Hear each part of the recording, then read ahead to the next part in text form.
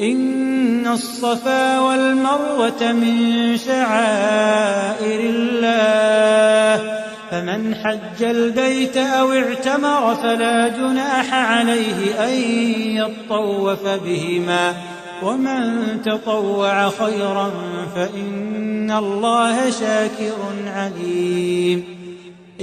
وأتموا الحج والعمرة لله فإن أحصرتم فما استيسر من الهدي ولا تحلقوا رؤوسكم حتى يبلغ الهدي محله فمن كان منكم مريضا أو به أذى من رأسه ففدية من صيام أو صدقة أو نسك فإذا أمنتم فمن تمتع بالعمرة إلى الحج فما استيسر من الهدي فمن لم يجد فصيام 3 أيام في الحج و7 إذا رجعتم تلك 10 كاملة ذلك لمن لم يكن أهله حاضر المسجد الحرام واتقوا الله واعلموا أن الله شديد العقاب. الحج أشهر معلومات فمن فرض فيهن الحج فلا رفث ولا فسوق ولا جدال في الحج وما تفعلوا من خير يعلمه الله وتزودوا فإن خير الزاد التقوى واتقون يا أولي الألباب. ليس عليكم جناح أن تبتغوا فضلا من ربكم فإذا أفضتم من عرفات فاذكروا الله عند المشعر الحرام واذكروه كما هداكم وإن كنتم من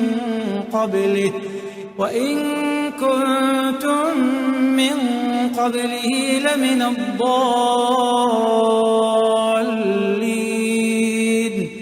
ثم أفيضوا من حيث أفاض الناس واستغفروا الله إن الله غفور رحيم.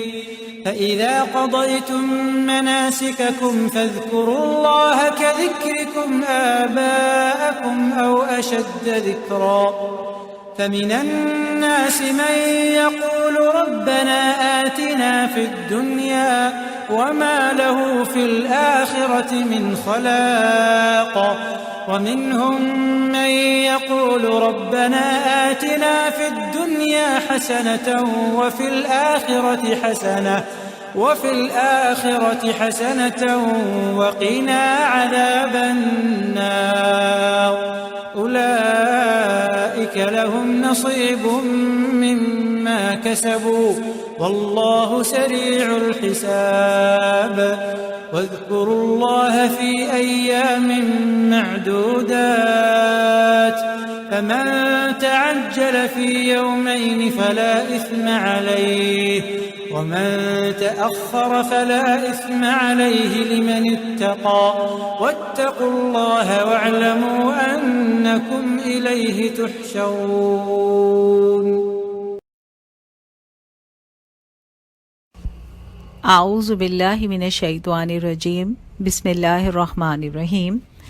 سبحان اللہ وبحمدہ عدد خلقہ ورضا نفسہ وزنۃ عرشہ ومداد کلماتہ. اللہم صلی علی سیدنا و مولانا محمد وبارک وسلم علیہ. الحمدللہ حمدا کثیرا طیبا مبارکا فی. سب تعریف اللہ رب العالمین کے لیے ہے. اللہ بہت زیادہ پاکیزہ اور بابرکت والا اور تعریف کے قابل ہے. نبی کریم صلی اللہ علیہ وسلم نے فرمایا ہے کہ اللہ تعالیٰ کے نزدیک 4 ماہ حرمت والے ہیں: ذی القعدہ، ذی الحج، محرم اور رجب. ذی الحج میں عظیم الشان عبادت حج کی جاتی ہے اور ایک عظیم الشان عمل قربانی کا کیا جاتا ہے. اس لیے یہ ماہ مسلمانوں کے لیے بہت زیادہ مقدس اور اہمیت والا ہے. حج کا ذکر آئے تو کچھ شخصیات ذہن میں آتی ہیں. کون سی شخصیات؟ جی ہاں، بالکل درست، حضرت ابراہیم علیہ السلام کی شخصیت، حضرت ہاجرہ علیہ السلام کی شخصیت اور حضرت اسماعیل علیہ السلام کی شخصیت۔ حج کے جتنے بھی اعمال ہیں وہ ان تینوں کی محبوبیت جو اللہ رب العالمین سے ان کو تھی اور جو اطاعت ان کی زندگی میں اللہ رب العالمین کے لیے تھی، اس کی کہانی کا پورا مظہر ہے یہ حج کی عبادت۔ اللہ تعالیٰ نے ان تینوں ہستیوں ہی کو ہمارے لیے رول ماڈل بنایا ہے، والد کو، اولاد کو اور ماں کو، تینوں ہی کو ان کے دائرے میں اللہ تعالیٰ نے بتایا کہ کس طرح سے اپنے فرائض کی ادائیگی کرتے ہوئے ان کے کردار کو آپ سامنے رکھیں۔ تو آج ہم حضرت ہاجرہ علیہ السلام کی سیرت اور زندگی کو جانیں گے اور ان سے روشنی حاصل کریں گے۔ سورہ بقرہ کی آیت 158 میں اللہ رب العالمین فرماتے ہیں، یقیناً صفا اور مروہ اللہ کی نشانیوں میں سے ہیں، لہٰذا جو شخص بھی بیت اللہ کا حج یا عمرہ کرے اس کے لیے کوئی گناہ کی بات نہیں کہ وہ ان دونوں پہاڑیوں کے درمیان سعی کرے، اور جو خوشی سے کوئی بھلائی کا کام کرے گا اللہ کو اس کا علم ہے اور وہ اس کی قدر کرنے والا ہے۔ حضرت ہاجرہ علیہ السلام جن دو پہاڑیوں صفا اور مروہ کے درمیان بھاگیں، اللہ نے ان کے بھاگ دوڑ کو قیامت تک کے لیے تمام مسلمانوں پر فرض کر دیا۔ آیت میں اللہ تعالیٰ نے اپنی صفت علیم اور شاکر بتائی ہے، یعنی اللہ تعالیٰ ہر انسان کی کوششوں کے بارے میں جانتے بھی ہیں اور اس کی قدردانی بھی کرتے ہیں۔ یعنی اللہ تعالیٰ نے حضرت ہاجرہ کے توکل اور اپنے حکم پر راضی رہنے کے عمل کو اتنا پسند کیا کہ ان کی دوڑ دھوپ، بھاگ دوڑ جو انہوں نے اپنی اولاد کے لیے کی، اللہ تعالیٰ نے اس کو بھی دین کا حصہ بنا دیا۔ ہمیں حضرت ہاجرہ علیہ السلام کے اس عمل اور اس عمل کے قبولیت میں کئی لیسن ملتے ہیں۔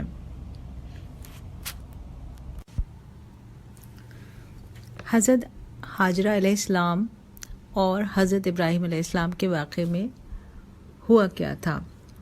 حضرت ابراہیم علیہ السلام کو اللہ نے حکم دیا کہ اپنی بیوی حضرت ہاجرہ علیہ السلام اور بیٹے اسماعیل علیہ السلام کو، جو اس وقت دودھ پیتے بچے تھے، ان دونوں کو صحرا میں چھوڑ کر آ جائیں۔ حضرت ابراہیم علیہ السلام اللہ کے حکم کے مطابق اپنی بیوی اور بیٹے کو ایک صحرا میں چھوڑ کر چلے گئے۔ یہ کیسے ممکن ہے کہ ایک باپ اپنے دودھ پیتے بچے کو، جس سے اس کا دلی محبت کا رشتہ جڑا ہوا تھا، اور اپنی پیاری بیوی کو ایک صحرا میں چھوڑ دے؟ لیکن اس کا جواب یہ ہے کہ جن لوگوں کے دلوں میں اللہ کی محبت گھر بنا لیتی ہے، ان کے لیے سب کچھ کرنا آسان ہو جاتا ہے۔ حضرت ابراہیم علیہ السلام اللہ سے حقیقی محبت کرتے تھے، اور جس ایمان کا دعویٰ وہ زبان سے کرتے تھے اسی کا بیج ان کے دل میں بھی تھا، اور ان کے لیے یہ سب کچھ کرنا آسان ہو گیا تھا۔ یہاں ہم حضرت ابراہیم علیہ السلام کی ثابت قدمی دیکھتے ہیں اور حضرت ہاجرہ علیہ السلام کا اللہ پر توکل دیکھتے ہیں۔ حضرت ہاجرہ نے ابراہیم علیہ السلام سے پوچھا کہ آپ ہمیں یہاں کیوں چھوڑ کر جا رہے ہیں؟ حضرت ابراہیم علیہ السلام نے کوئی جواب نہ دیا۔ پھر انہوں نے پوچھا کیا یہ اللہ کا حکم ہے؟ تو حضرت ابراہیم علیہ السلام نے کہا ہاں۔ تو حضرت ہاجرہ نے فرمایا اگر یہ اللہ کا حکم ہے تو ہم راضی ہیں، اللہ ہمیں ضائع نہیں کرے گا۔ یہاں ان کا مضبوط ایمان اور ان کا اللہ پہ توکل جو ہے وہ ہمارے لیے ایک لیسن ہے کہ جب بھی ایمان کے راستے ان کو آزمائش آئے تو یہ سوچیں کہ یہ اللہ کی طرف سے ہے اور اللہ تعالیٰ ہمیں ضائع نہیں کرے گا، اللہ ہم سے محبت کرتا ہے۔ جب حضرت ابراہیم علیہ السلام تھوڑا آگے بڑھ گئے اور ان کو اپنے بیوی بچے نظر نہیں آ رہے تھے، تو پھر انہوں نے اپنے رب کو پکارا اور یہ دعا مانگی، اے اللہ تعالیٰ میں نے ایک ایسی وادی میں جہاں نہ کوئی زراعت ہے، نہ جہاں پانی ہے، جہاں نہ درخت ہیں، ایسی وادی میں غیر ذی زرع میں اپنی اولاد کو اور اپنی بیوی کو یہاں پہ لا بسایا ہے، اور الفاظ ہیں بیتک المحرمی۔ یہاں اس وقت خانہ کعبہ قائم نہیں تھا، لیکن اس کے آثار تھے، تو حضرت ابراہیم علیہ السلام نے فرمایا کہ میں انہیں یہاں اس لیے چھوڑ کے جا رہا ہوں لیقیموا الصلاۃ، کہ یہ یہاں پر نماز قائم کریں، اور پھر تو لوگوں کے دلوں کو ان کا مشتاق بنا اور انہیں کھانے کو پھل دے، شاید کہ شکر گزار بنے۔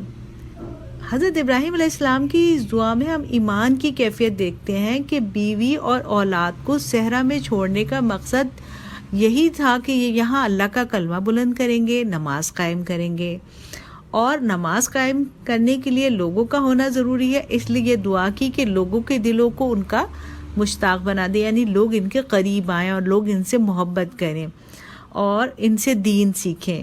ساتھ ساتھ انہوں نے ان کی دنیاوی زندگی کے لیے بھی دعا کی کہ اللہ تعالیٰ ان کو دنیا میں بھی کسی قسم کی تکالیف نہ ہو، رزق کی تنگی نہ ہو۔ یعنی ایک شوہر کی ذمہ داری ہوتی ہے کہ وہ اپنی فیملی کو پرووائڈ کرے، ان کا کھانا پینا، ان کی ساری سہولیات۔ تو جس وقت اللہ کے حکم کی وجہ سے وہ فیملی کو صحرا میں چھوڑ رہے تھے تو انہوں نے یہ ذمہ داری اللہ سے کہی کہ اللہ اب آپ اس ذمہ داری کو پوری کیجیے گا کہ ان کو پھلوں کا رزق دیجیے گا، یعنی ان کے پاس وافر مقدار میں اللہ کی نعمتیں ہوں گی اور طرح طرح کے پھل ہوں گے۔ یہ اللہ تعالیٰ سے انہوں نے مانگا تھا اور اللہ نے بھی اس وعدے کو پورا کیا۔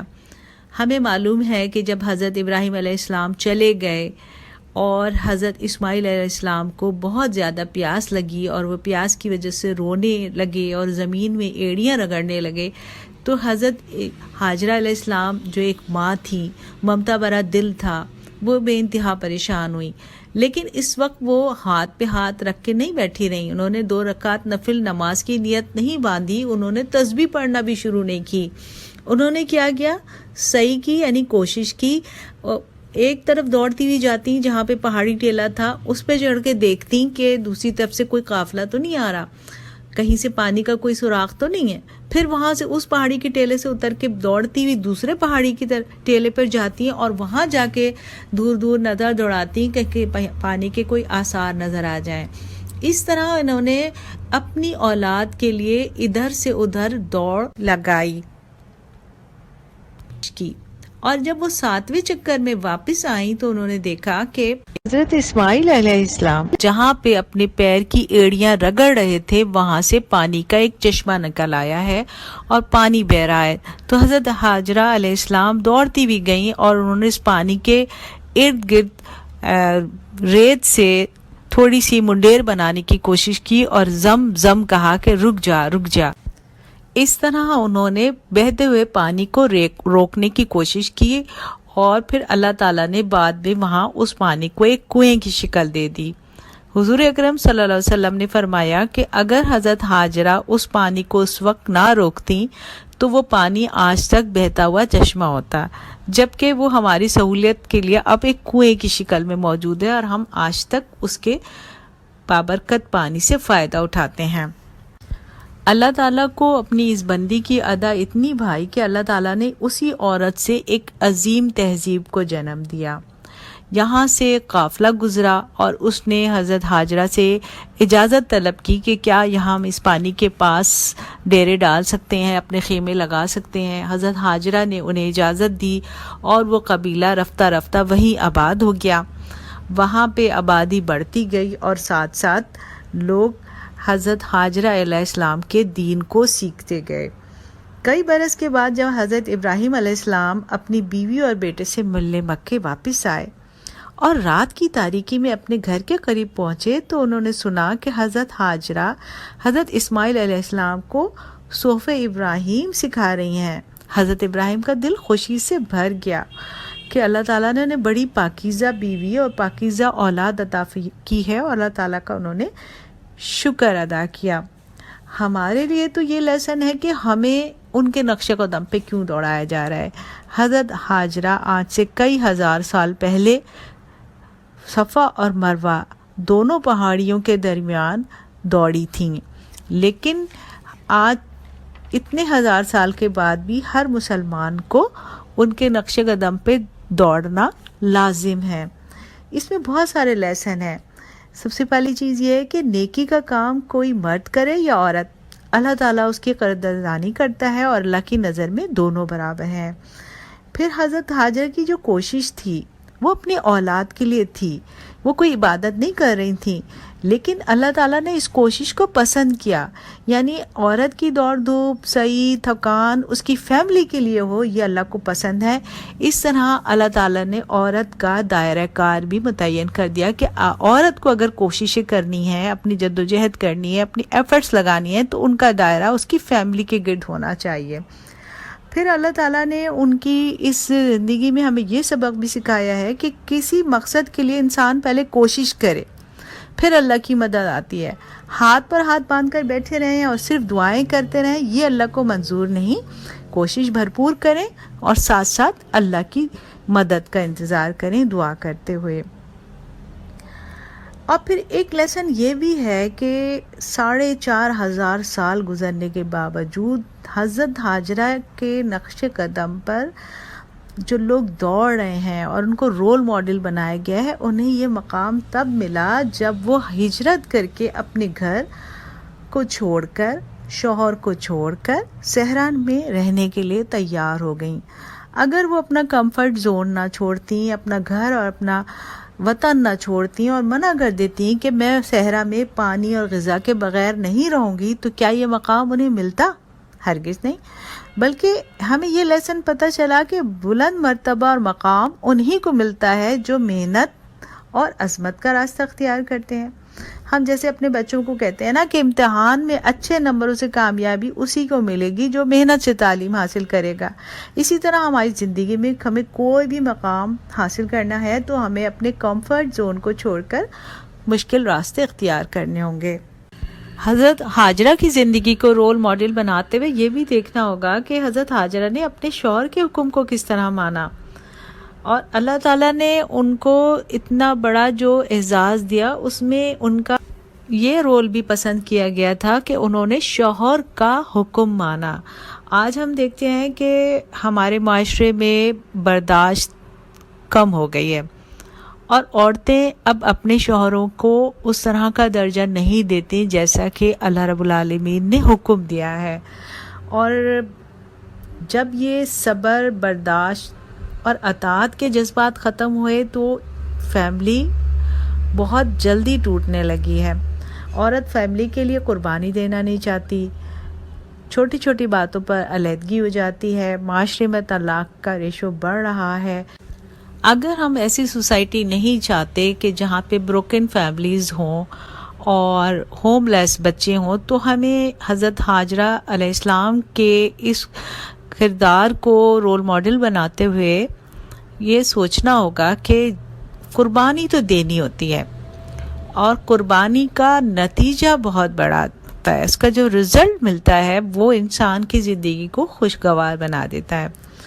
اور قربانی قرب سے نکلا ہے.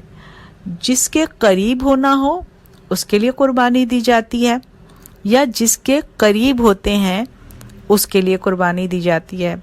ہمیں اللہ رب العالمین سے قریب ہونا ہے نا، تو اللہ کی رضا کے لیے قربانی دیں گے، اپنے نفس کی خواہشات کی، اپنی مرضی کے خلاف ہونے والے باتوں کی تھوڑا سا سہ لیں گے، تھوڑا سا ہنس کے چپ کر جائیں گے تو اللہ تعالیٰ کے قریب ہوں گے.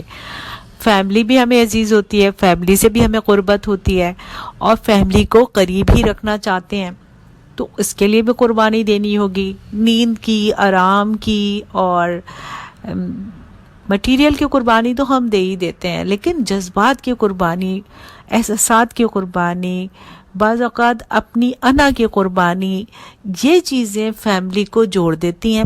وقتی طور پہ یہ سارا کچھ مشکل ہوتا ہے اور بہت مشکل لگتا ہے، لیکن اس کے جو ثمرات ہیں، جو اس کے ریوارڈز ہیں وہ بہت بڑے ہیں.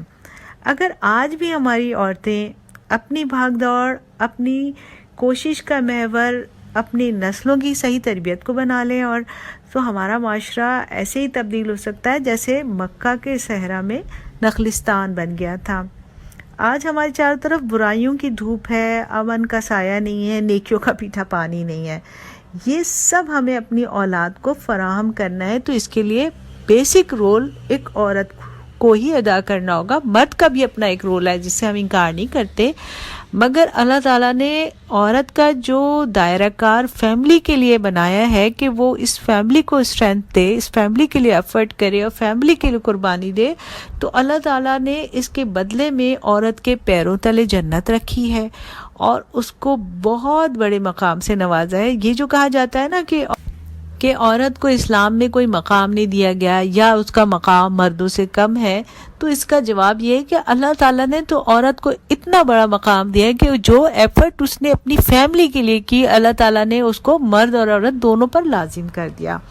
تو یہ جواب ہے اس چیز کا کہ ہم عورتوں کو کم نہ سمجھیں، لیکن یہ کہ عورت کا دائرہ اور اس کی قربانی کا دائرہ فرق ہے.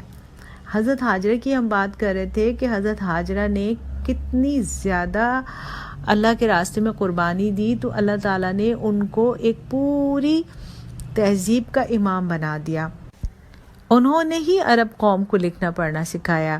اس سے پہلے عرب جو ہیں لکھنا پڑھنا نہیں جانتے تھے، اور حضرت ہاجرہ کا تعلق مصر سے تھا اور وہ لکھنا پڑھنا جانتی تھیں. تو جس شہر مکہ کی بنیاد ہاجرہ نے ڈالی، وہاں عربوں کو لکھنا پڑھنا سکھایا.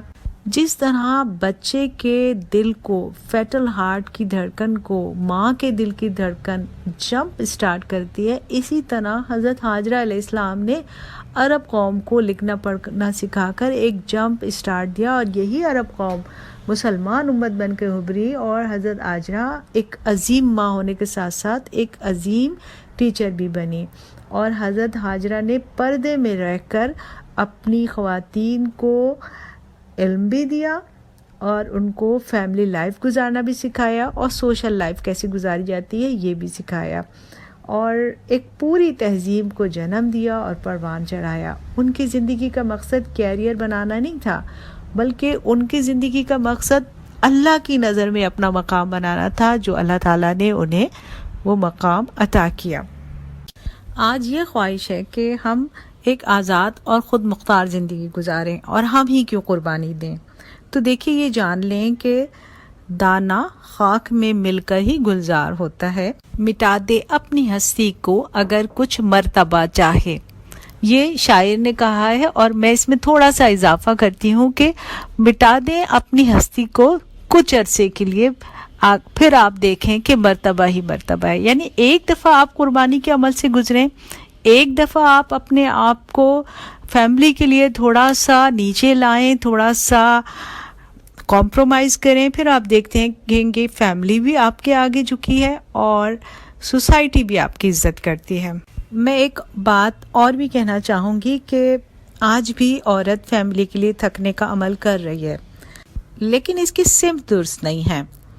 اس سمت کو اللہ کی طرف ہونا چاہیے، اس کا رخ اللہ کی محبت کی طرف ہونا چاہیے کہ اللہ رب العالمین نے جس مقصد کے لیے پیدا کیا ہے اس مقصد زندگی کا شعور اولاد میں پیدا کیا جائے، اللہ کی محبت کا جذبہ پیدا کیا جائے، اور اللہ کی راہ میں ہر طرح کی قربانی دینے کا شعور پیدا کیا جائے. کمی اس سمت میں ہے اور اس پہلو کو درست کرنے کی ضرورت ہے. تو انشاءاللہ ہم دیکھیں گے کہ حضرت ہاجرہ علیہ السلام والی اسپرٹ اگر ہماری خواتین میں پیدا ہو جائے گی تو یہ قوم ایک نیا جنم لے گی اور نئی بلندیوں کو چھو لے گی انشاءاللہ. آخر میں اس دعا کے ساتھ اپنی بات کا اختتام کرتی ہوں کہ یا مقلب القلوب ثبت قلبی علی دینک، یا مصرف القلوب صرف قلبی علی طاعتک، آمین. وآخر دعوانا الحمد للہ رب العالمین. اللہ حافظ.